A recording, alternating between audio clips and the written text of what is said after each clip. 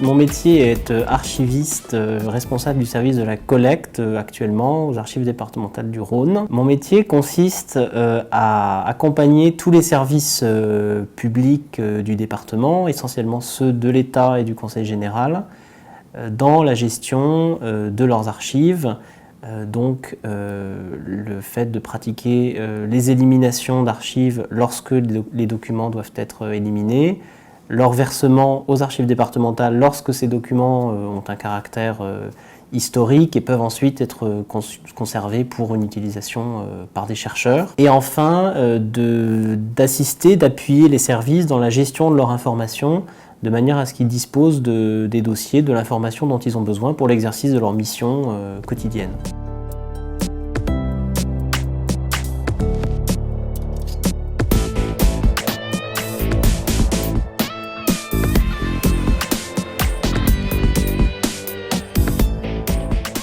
Je suis restauratrice d'œuvres d'art graphique aux archives départementales depuis bientôt 7 ans. Mon métier consiste à réparer les documents, les rendre à nouveau communicables en salle de lecture, donc stopper les dégradations, réparer les déchirures, mettre à plat, dépoussiérer, conditionner, afin que les lecteurs aient accès aux documents le plus facilement possible. Donc les étapes de restauration sont les suivantes. La première chose, on va établir un constat d'état pour lister toute la problématique sur le document, afin d'établir un protocole d'intervention. Donc la première étape est le dépoussiérage-gommage qui nous permettront d'enlever la poussière, des auréoles, des petites taches. Puis nous allons faire des tests d'encre pour éviter qu'au prochain traitement à base d'eau, on ait des encres qui bavent. Donc on va utiliser un petit coton, on va appliquer donc, sur l'encre pour vérifier si l'encre est soluble ou pas. Donc on va réparer les déchirures à l'aide de papier japonais qui sont des papiers à longue fibre, excessivement résistants et en même temps transparents et souples. On va le coller à l'aide d'une colle d'amidon qui est une colle transparente, souple et réversible dans le temps.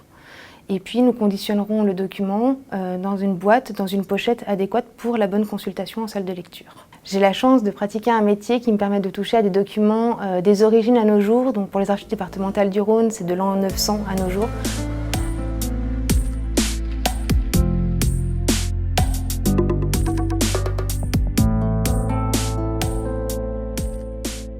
Nous sommes ouverts depuis le 15 septembre pour le public, donc le grand intérêt, c'est d'abord qu'on est beaucoup plus facile d'accès.